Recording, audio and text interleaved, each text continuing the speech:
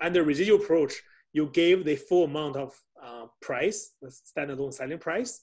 Whatever left over, you leave it for the unknown performance obligation. Okay. Yeah. All right. Okay. Good. Okay. Thank you. Take a break, and we come back in 10 minutes. I hope everyone's back. Okay. So lots of fun, right? We are step 5. Okay. Step 5. So step 5 is about recognize the revenue. So you could recognize revenue over time or at a point of time. Okay. The whole idea is, how can a performance obligation be satisfied? Is it satisfied over time or at the point of a time, right? That's the key. So let's first look at the at point in time. We are talking about at a point in time, okay? You recognize at a point in time. Okay, so revenue, IFRS 1538, revenue would be recognized if control is passed at a point in the time. So the following are the indicators. A, the entity has a present right to payment for the asset. The customer has legal title to the asset. Number 3, the entity has transferred physical possessions of the asset. Number 4, the customer has the significant risks and rewards related to the ownership of the asset. The last one, the customer has accepted the asset. Right? So the control of the item has been transferred from the reporting entity to the customer. So I really like my classic example about this is, if you go to Superstore, right? If you go to Superstore, if you were picking on the eggs, right? If you want to buy a dozen of eggs, right? So you take the eggs out of that closet, right? And then you drop it, right? And all the eggs smashed to the ground, right? And then, do you have to pay for that? If you accidentally smash the dozen of the eggs, do you have to pay for that? No, not if you run away. Okay. Technically, yes. Yeah, you had to pay for that? Yeah, you do. Okay. So I can speak of this because that happened to me. So I don't have to pay. Okay. So I feel really guilty. So I approached one of the workers there, and they said, "Oh, no problem. Don't worry about it." Right. And they will clean it up. I don't have to clean it up. Okay. So the answer is no, you don't have to pay for it because that's the risk Superstore has to take, right? If you are selling fragile items, right, customer has to pick it up, right? There's a risk that the customer will drop it. That's the risk of your business, okay? Does that make sense? Okay, so now, suppose that, I checked out the eggs, right? And I paid for it. And I was walking in the parking lot. And then I drop it. I drop the eggs. Do you think I can go back to Superstore, ask for a new one? No. Without paying for it? Yes. No, the transaction is already completed. No. Okay. Yes. Yes? Maybe we should. Because you're still in the parking lot. You did not live. Okay. I was in the parking lot. It's the Superstore parking lot, right? Okay. So maybe we should do an experiment. I was just joking. Don't tell Superstore, managers that, my accounting professor asked me to come here to drop your eggs. Okay. So actually, the moment you paid at the counter, okay, you paid at the counter, the risks of the has been transferred to you, right? You paid for it, then the eggs is yours, okay? And then if you drop it, that's a risk you have to bear, right? So if you are still paying eggs, you are not checking it out, you are still shopping within Superstore, that's a risk to be bought by the Superstore, right? That's their business risk. But the minute you check it out, you pay for it, that X is yours. The control, the risks, the ownership has been transferred from Superstore to you. Okay? So that's what we talked about here. So now let me ask you, right? The Superstore sells eggs, right? At what point of time Superstore can recognize the sales revenue of the egg? I'd say as soon as the exchange happens, when there's an exchange between the credit card or the eggs. The transaction was approved. The point of sale. Yeah, at the point of sale, right? When at the you point pay. of sale, the customer will claim the ownership, and the customer will take the risks, right, of that item, right? So, yeah, if by accident you drop eggs, don't feel too bad if you are still in Superstore. But please don't do experiments, okay? That's not very nice, okay? And that happened to me, I know for sure, okay? I can tell you for sure that happened to me before, okay? And my But some accounting store, they do professor the never same. discussed example. Yeah? No. I used to work like, a couple years ago, like Safeway at the customer service. When the customer, whatever drop it in the parking lot, if they come back, as long as they have the receipt, they just like provide for them free. Oh, really? Wow. Yeah. That's very kind, very generous. Yeah, that's very kind of generous.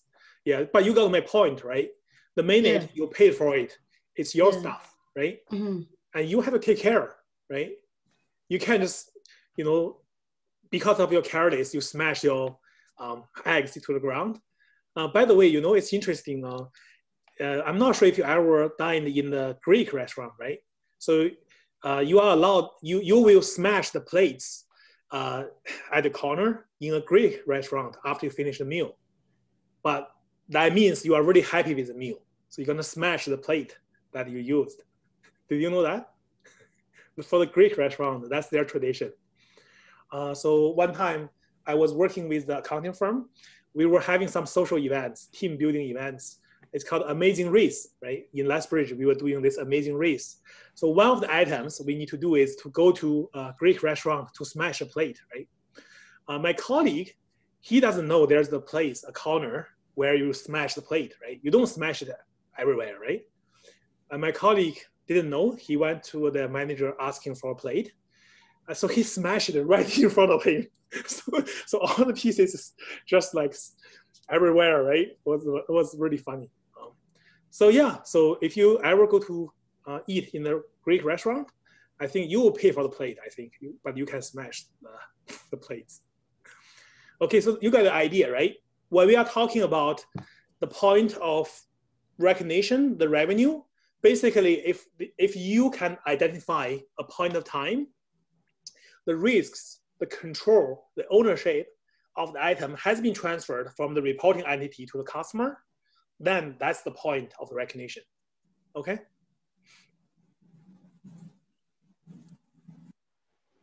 The enterprise may also satisfy performance obligation over time. Maybe not at one specific point of time, but they satisfy the performance obligation over time, okay? So you can recognize revenue if any one of the three criteria are met, okay? I'm gonna show you the three criteria. It's hard to read, okay? But I'm going to go into each criteria, give you examples to help you understand what I mean by these scenarios. So first, the customer simultaneously receives and consumes the benefit of the good or service. Okay, what do you mean by that? What do you mean by simultaneously receives and consumes, right? Don't worry, I'm going to get into that. Number two, the entity's performance creates or enhances an asset that the customer controls. Number three, the entity's performance does not create an asset with an alternative use, and the entity has an enforceable right to payment for the performance completed to date, okay? It's hard to read, right? You probably have no idea what I'm talking about after I read these three criteria. But don't worry, we'll get there. But it's important to know that if any one of the three criteria is met, it's not a three, right? It's not like you have to meet all the three criteria. If any one of them is met, you can recognize the revenue over a period of time. Okay, let's go into each criteria. So criteria 1, the customer simultaneously receives and consumes the benefit of the good or service. How can we know? How can we test on this criteria, right? So how are we going to do that? So basically, this criteria is only mainly for services that are consumed by customer continuously over a period of time. How are we going to make the testing on this criteria? So the new standard requires the service provider, the reporting entity, to assess in a hypothetical situation if another service provider would need to substantially reperform the work completed to date. So if a customer terminated a contract with the service provider, okay, and the customer will hire another service provider, does the second service provider has to substantially reperform the work that has been done to date? If no, okay, the original service provider should establish control is transferred over time. Okay, so you can see you are using a hypothetical scenario to make the testing. You answer this question. If no, then the original service provider should establish the control is transferred over time. Therefore, the original service provider is able to recognize revenue over time. Okay, so in this situation, the customer is assumed to receive and consume the benefit as the service provider performed the obligation. So I will give you an example. Okay, maybe this is still hard to understand, right? But I will give you one example. Okay, so for example, there's a mover company has a contract with a customer to ship goods from point A to point B. Okay, point A to point B. It's going to take some time, right? So suppose how are we gonna make assessment about whether the first criteria is met? Okay, so the mover company, okay, is going to use a hypothetical situation for assessment. Okay, so let's say the mover stopped at point C, so it's between point A and B, and then the customer decide not to hire mover anymore, right? The mover is still doing their job, but the customer decided to terminate the contract. And then the customer is going to hire another mover to keep moving, right? To keep moving to point B, right? Does the second mover need to reperform, okay, the tasks that has been completed so far? So the task has been completed. So the first mover has moved the goods from point A to point C, right? So then the customer terminated the contract. They hire a second mover. Does the second mover need to reperform the route from A to C? No. Yes or no? No. No, right? So it doesn't have to go back to A and then do it again, right? So they will continue, resume from C to B, right? So therefore, okay, the first mover can establish control transferred over time. So they can recognize revenue over the period of time. They can recognize the revenue from A to C, even though they haven't done everything yet, okay? Does this make sense?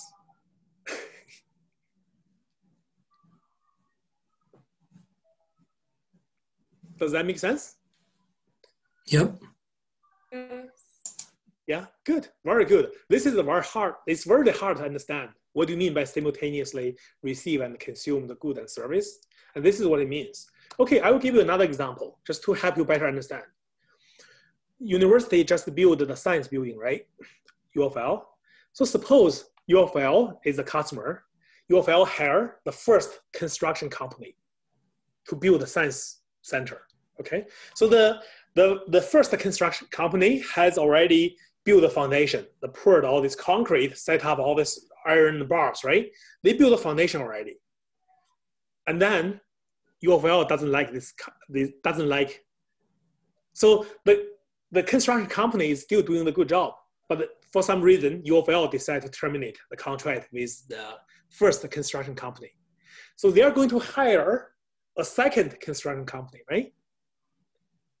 Do you think the second construction company have to dig the foundation out, okay, and then redo the foundation? Do you think that's the case? No. No, right? This is a hypothetical situation. I don't think UFL will terminate the contract with the first construction provider. But to test on the first criteria, in hypothetical situation, UFL terminate the contract, hire a second construction company. The second construction company doesn't have to reperform the tasks that has been completed to date. Therefore, the control has been transferred over time. The first construction company is able to recognize revenue over time, right? So if I already built your foundation, right, how much revenue I can recognize, right, for this part of the task, right? Build this science center takes multiple years, right? But I could recognize it over time. I don't have to recognize the revenue, the full revenue at the very end of the contract, right? I could recognize over time because this control is transferred over time to UFL. Does this make sense? Yes. Yeah? Okay. So I hope you are comfortable with criteria 1, okay? Criteria 2, the entity's performance creates or enhances an eyesight that the customer controls. What do you mean by customer control, right? Okay, so the customer have the obligation to pay. The customer physically possess the eyesight. The customer have the legal title of the eyesight. The risks and the rewards of the ownership of the eyesight is on the customer. Okay, so if you think about these indicators, this may suggest that the customer have control, right? So if I drive the car away from the parking lot in the dealership, right? So I physically possess this eyesight. If I run into a tree, the car is crashed. Too bad, the risk is on me, right? So in these scenarios, the customer have controls, right? Sorry to interrupt, but your first example of construction, would that also apply to this? Like with the UL construction? Yeah, so let's use the first example. So if you're a construction company, okay, so if the construction company has already laid the foundation, do you think UFL need to pay for that? Yeah. Who owns that foundation? Do you think the construction company owns the foundation or UFL owns the foundation? UFL.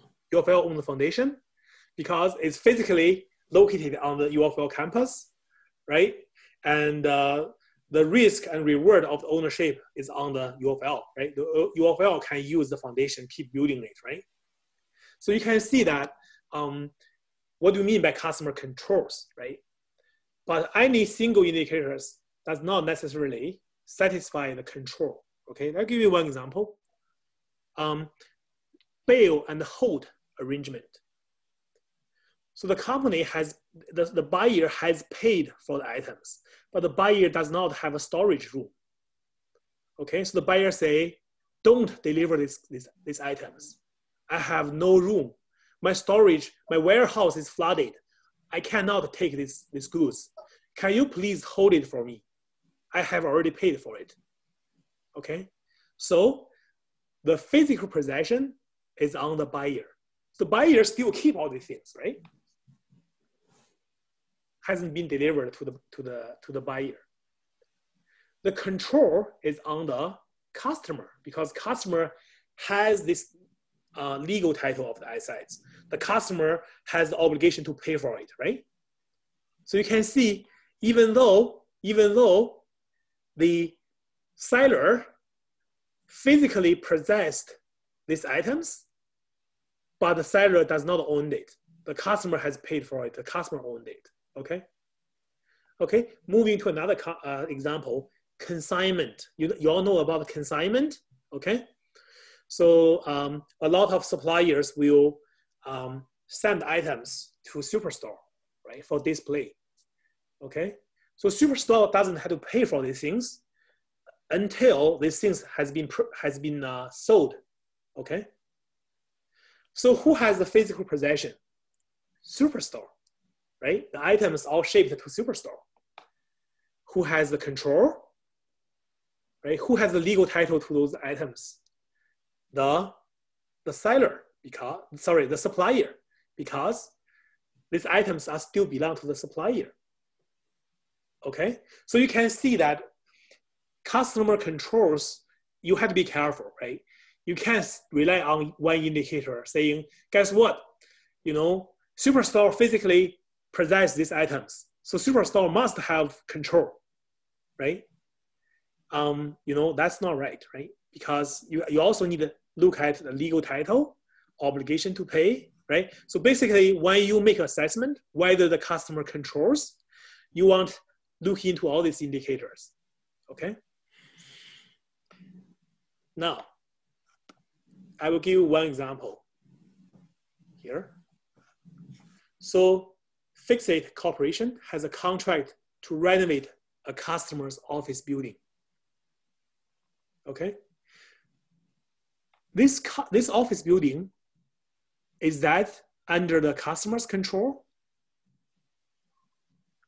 Well, let's look into the factors, indicators. The customer retains the legal title of the building, owns an outstanding loan on the building, right? Fixit has the physical possession during the renovation period. Okay, during the renovation period, the renovation company owns that building, right? Have that building. They have access to the building. Nobody else can go into the building, right? The physical possession is on the renovation company, okay? But the legal title, right? The risks. What if the office building is caught on fire? Okay, the risks, right? The ownership, the benefit of the ownership, right? Who is able to rent the building out? The customer or the Fixit company? So the question is, the customer. Yeah, does the customer has control of the building? Your answer is? Yes. Yeah. Yes? Yes. Yes. Customer. Even though the renovation company has the physical possession, but if you check the other indicators, the legal title, obligations, ownership, and the risks, right? So the customer has the control, okay? So what kind of job the Fixit company is doing? The Fixit corporation is creates or enhance the building. Do you think this renovation is going to create or enhance the office building? Yes. Yeah. Well. Yeah, enhance the office building, right? Make it more beautiful, right? You fix the roof, right? You know, things like that, right? So basically, this company is enhance this office building that is under the customer's control, right? So therefore, this corporation, the renovation may take 3 months, 6 months, a year, but this corporation is able to recognize revenue over time, okay, over time. So that's the second criteria, okay? Make sure customer has control and the reporting entity is creating or enhancing. Back to the University Science Center example. So are they enhancing or creating the asset? Creating, right? So the construction company creates this science center that is under the control of U of L, right? Does that make sense? Mm-hmm. Okay, let's move on to the last criteria. The entity's performance does not create an eyesight with an alternative use. And there's another part. So let me focus now for the alternative use, right? Let's focus on alternative use. And then we're going to focus whatever the other condition, okay? So how to test alternative use? How are we going to test whether an eyesight has an alternative use? Okay, there are two ways. The first way is we can test it by practical limitations. Okay, practical limitations. So for example, let's think about this, right? If I want to have a customized house, right?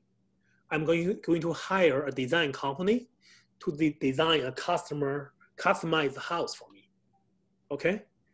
I tell them I need 5 bedrooms in the upper level, okay? I need a really big office, right? Because I'm working at home, right? So yeah, you tell all these ideas you want to fulfill in the house, and then the designer is gonna design this house just for you, right? Just for you. The designing may take some time, but the question is, does this product, this eyesight, right, the design, the creative product, has alternative use?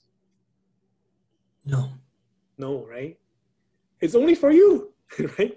It's requested by you, and whatever the design I like may be like a garbage to another person, right?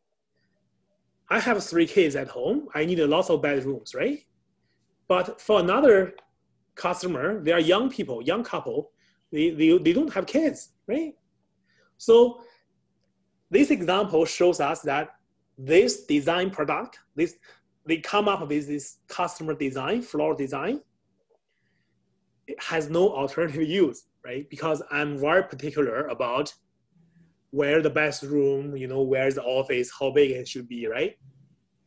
Okay, so this is the practical limitations. Basically, practically, the designer cannot sell the design to another person, okay? Because it's a customized design, right? Does that make sense? Well, another way to think about it would be, you know, we are all accountants, right? If I prepare income tax returns for a client, okay, do you think my work can be sold to another client? No. Every people has their unique situation, right? Everyone's income tax returns is different, right? The work I did for one people cannot be sold to another people, right? There's no alternative use for my work, right? Okay, so in this example, it's a consulting service. Again, if you consult with psychologists, with some kind of lawyers, right? The advice is only for you, right? It does not apply to another person. So the question is, does this consulting deliverable has an alternative use? No. No, right? No. Okay. So if the entity's performance does not create an eyesight with alternative use, you could recognize over time. So if I'm an accountant, right? I'm doing audit engagement for First Nation, right? So it's going to take like 2 months probably to do that audit, right? So I can recognize the revenue, okay, over the time, because my work has no alternative use. It's only for First Nation. I'm doing audit for First Nation, right? You will not accept my work because it's irrelevant to you, right?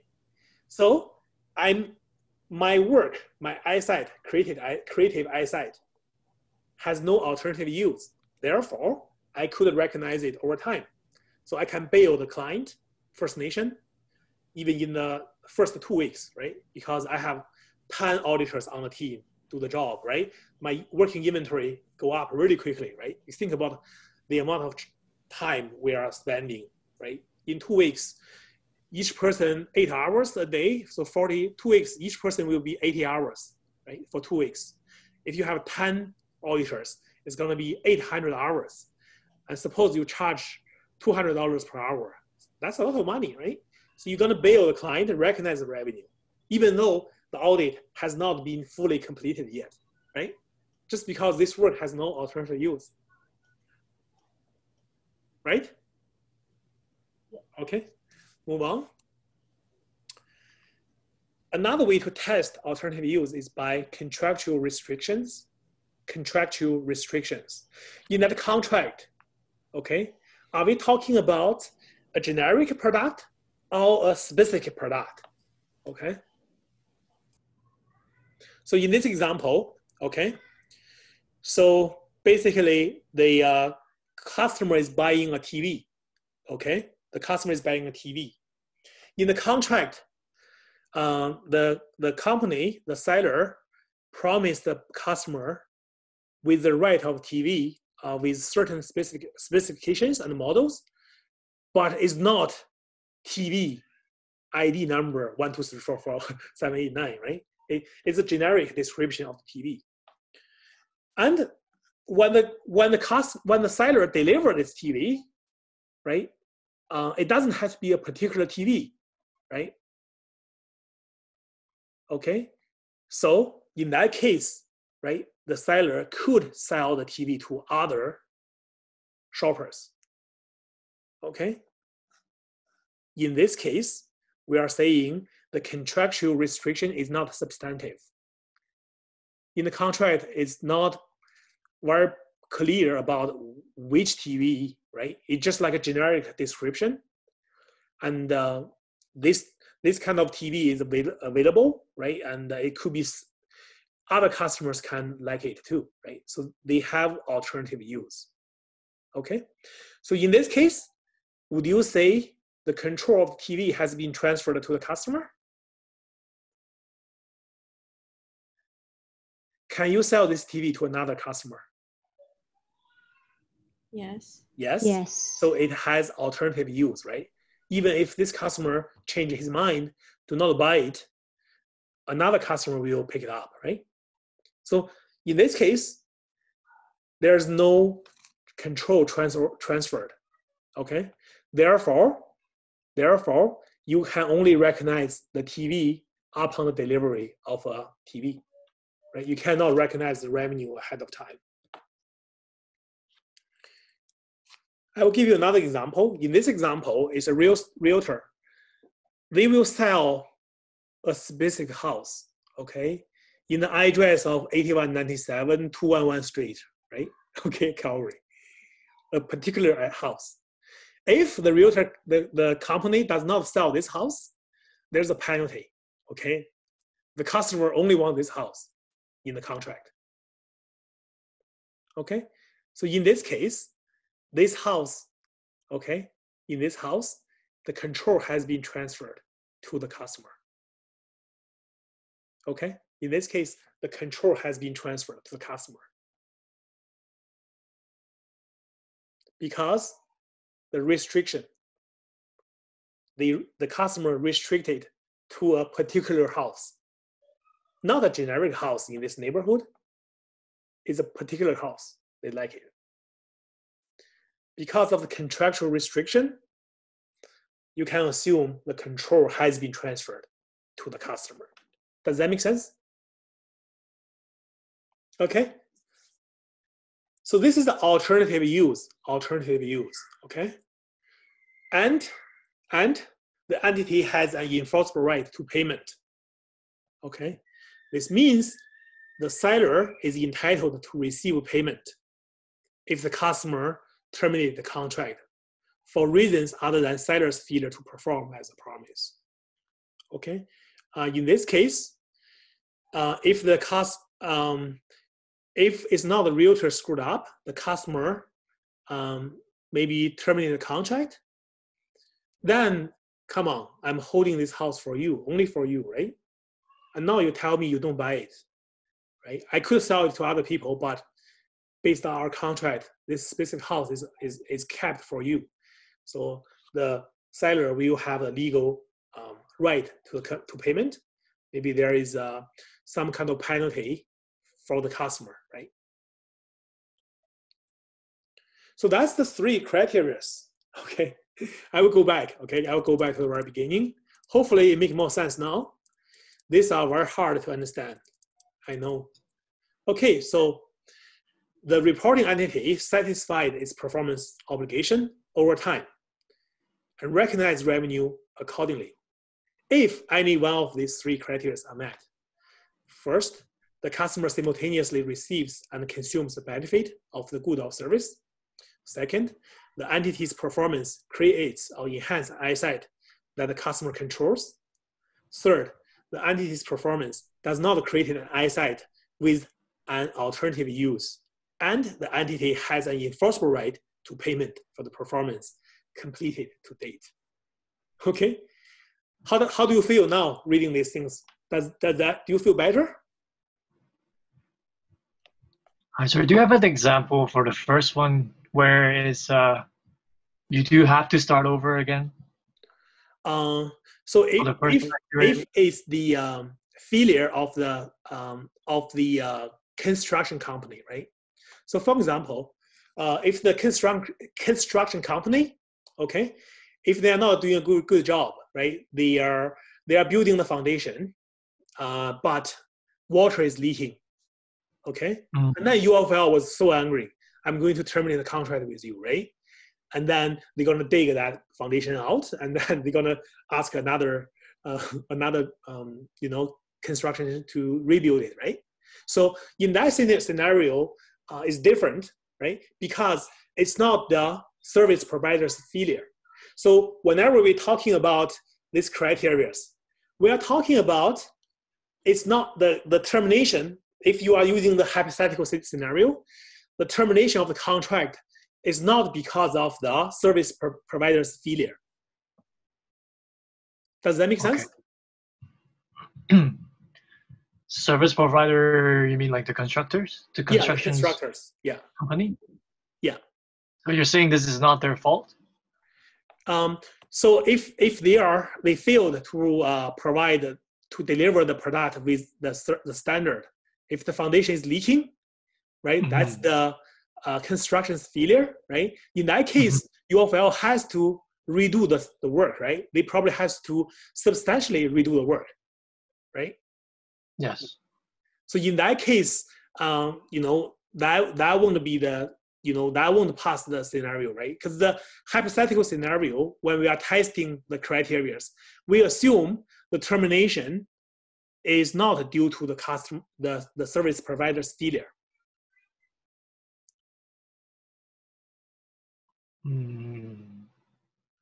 Okay, maybe I'm not answering your question, so maybe I misunderstood your question. It's okay. Maybe I'll ask you another time for this one. Okay. Yeah. Okay. Yeah. Thank you. And send me email. Okay. And okay. I will reply you through the email. Okay. Yeah. Thank you. No problem. Okay. So we have how much time we have left? We still have 45 minutes, right? Yeah. As you can see, there's a lot of things, right? It's overwhelming, right? So lots of things going on, but it's important. All these things are important. We have to learn it. You have to learn it now or learn it in future in the CPA program. I would rather you learn it now, right? So it's overwhelming, but I hope that you can, if you find you are not following my pace, right? I still have a lot of things to cover. It's okay. You can always go back to revisit the video, right? To rewatch the video.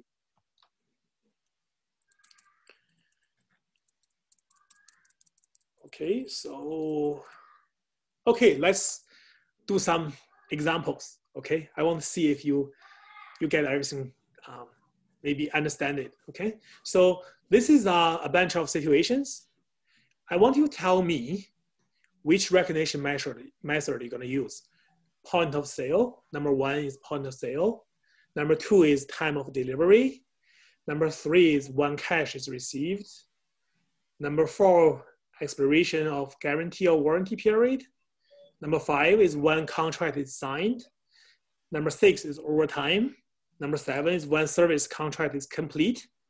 Number 8, according to the degree of completion. Number 9, according to the units of production. So you can see that there are different methods of revenue recognition. Some of them are based on a point of time. others is over time, right? So I will give you a bunch of scenarios. You tell me what will be appropriate to recognize the revenue, okay? First one, a vendor sells tomatoes at a farmer's market. At point of sale. Point of sale. Point of sale, awesome, good job, okay? Number two, a department store sells and delivers a washing machine with a 3-year warranty against manufacturing defects. At point of sale. Point of Time sale. delivery. Delivery, very good. Yeah. So basically, they are the same time. So when the washing machine is delivered, that's the point of the sale, right? Okay, so that's good. You guys are doing really well. Awesome. Okay. Number three, an electronics store sells a television set with a 14-day lowest price guaranteed. So if the customer finds a lower price on the same product offered by the company or competitor, within 14 days, they are able to refund the difference, okay?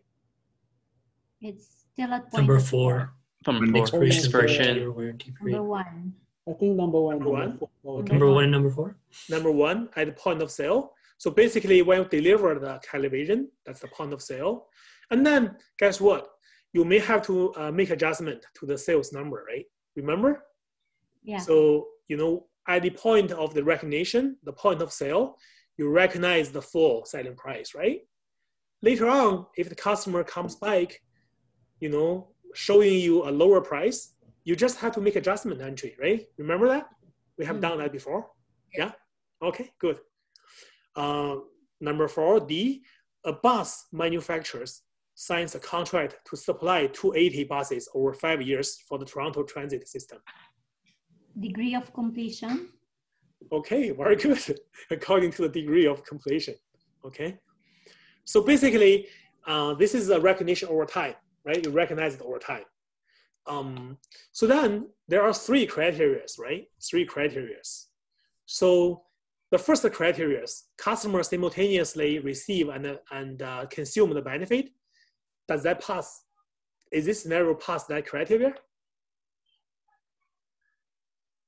Does Toronto transit system simultaneously receive and consume the benefit of the buses? No. It's Yes. overtime. No. Well, as soon as Okay, they get so a bus, if don't they use it? suppose the manufacturer company supplied 28, only 10%, okay, 28 buses to Toronto transit system, and then Toronto, in a hypothetical scenario, Toronto Transit decided to terminate the contract. Do you think Toronto Transit needed to get another builder to rebuild the first 28 buses? No. No. Nothing. So therefore, the control has been transferred over time. So the first criteria is passed, right? Yeah. It's criteria 2 would apply. Criteria 2 is customer has control and they are building and enhancing the eyesight, right? Oh, never mind. Sorry. Is that does this scenario pass the criteria 2? No, it doesn't. No. So who has these buses when they build a bus? Okay, they build a bus for Toronto Transit System, right? So criteria 3 would apply. Oh yeah. Yeah. Because it's Because Toronto owns this. The Toronto Transit System owns these buses, right? right. And they are. And it's customized for their infrastructure. Yeah, they create this bus, these eyesights, right? So they create these buses that are under the control of Toronto Transit System. How about number 3? Do you think these buses have alternative use? No. No alternative use, right? No. They probably No. build it just to cater to Toronto Transit System, right? Yeah. And then, if they supply the 28 buses, they have the enforcement right to claim the payment from Toronto Transit System. So you can see this is a scenario, all the 3 criteria are satisfied, right? So definitely you can recognize over time. Over And- time, yeah. Yeah, over time. And then according to the degree of completion, if I supply the 28, so I can recognize 10% of the revenue, right? So the E, a university receives students' course registrations. Okay, so you pay for university, right? Tuitions. What about this one? And cash is received. Completion. Pardon me? Degree of completion. Degree of completion, yeah. That's correct, because Overtime. you know we are delivering this service. So you are my customers. I'm a service provider. So so this service is delivered over a period of time, 4 months, right? However, there is something you want to know, that I think once you reach a certain point of time in the semester, your tuition will be not refundable. Is that right? Yes. Yes. So maybe they give you certain milestone dates, right? So after this date, you can drop off. They charge you 50%, whatever. I don't know. Like, I don't care about the main part, right? My job is to teach. But the idea is, if it came to the point that you are not able to get refunded, so at that time, they could recognize the full amount of revenue, right? By that time, they would be able to recognize it. Doesn't have to be at the end of the semester, right? Do you get my point? Yes. Okay. Yeah. Very good. Next one, an insurance company issues a 1-year insurance policy on a car. That's a service contract. It's Overtime. overtime. Overtime. Every month. Right? Yes. Every month you can recognize the service revenue for the month, right? Because you are responsible for any, you are covering the insurance every month, right? All the time over the 1 year, right? So every month you recognize the revenue, because if anything happened in the month, you will be responsible. The company will help out to cover the cover the cost of any claim, right? A company deposits the funds into a 2-year term deposit that earns 4% per year. Overtime. Overtime, right? Overtime. So you know, every year, maybe every month, right? You could recognize, depending on the significance of the amount of income, right? The interest income, you could recognize it over time. You don't have to wait until the end of the 2-year term to recognize the full amount of income, right? I have a question. Yes. So concerning this one, what if the deposit, I mean the interest on the principal, is paid at the end of the 2 years? So do we need to wait till the end of the 2-year period, or do we recognize it over time? Like you can recognize over time, yeah, because the bank is using your money, right? They are using money. The bank simultaneously, you know, the bank is simultaneously consume the benefit of using the money. They give the money to other borrowers, right? To earn interest. Oh, good. Yeah. Okay. So for the sake of time, I'm gonna just leave the rest of it to you. You're gonna think about it, right? This is one of the problems on the textbook. Okay. For the sake of time, I have to move on. Yeah. Can I have a quick question? Yes. I think degree of completion and overtime can be confusing, because degree of completion is also overtime. Yes. So if you talk about a degree of completion, you are talking about recognizing it over time, right? But you can say recognize it over time, but you can be more specific, saying I'm recognizing according to the percentage of completion. That's a specific method under the umbrella of overtime. Does that make sense? Yeah. Yes. Okay. You know, because you asked this question, I'm going to talk about this one. Okay, just to help you understand the question better. J, a company purchased manufacturing equipment that is expected to produce 50,000 wages, right? This is about expenses, because you paid for something, right? This is expenses, not revenue. How are you going to recognize these expenses? Over time or at the point of purchase? Point of purchase. Point of purchase. Anyone else? According to the units of production. According to units production, right? If you think about the 2100, right? We are talking about the long-term asset, like the manufacturing equipment, right? You yield the benefit from using the long manufacturing equipment over time, right? This equipment may have a useful life of multiple years, right? 10 years, 20 years, right? So you benefit from using this equipment over time. Therefore, according to matching principle, you recognize the cost of using this equipment. And what is that cost of using equipment? Depreciation. Very good, thank you. It's called a depreciation, right? So basically, there are different methods of doing the depreciation. And one of the methods is based on the units of production, right? So you can see, even though you recognize over time, there's different method, right? So you could recognize according to the degree of completion. You can do it according to the units of production. I guess they're the same, probably. They're the same idea, but different, the same kind of principles, right? Units of production and the degree of completion. I think they're very similar. Yeah. Does that make sense? Just a quick question.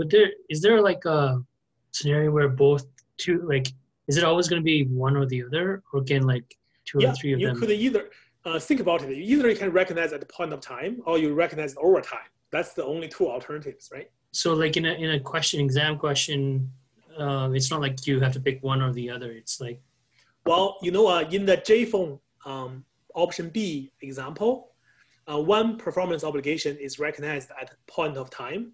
The other performance obligation is recognized over time, right? The cellular service is recognized over time.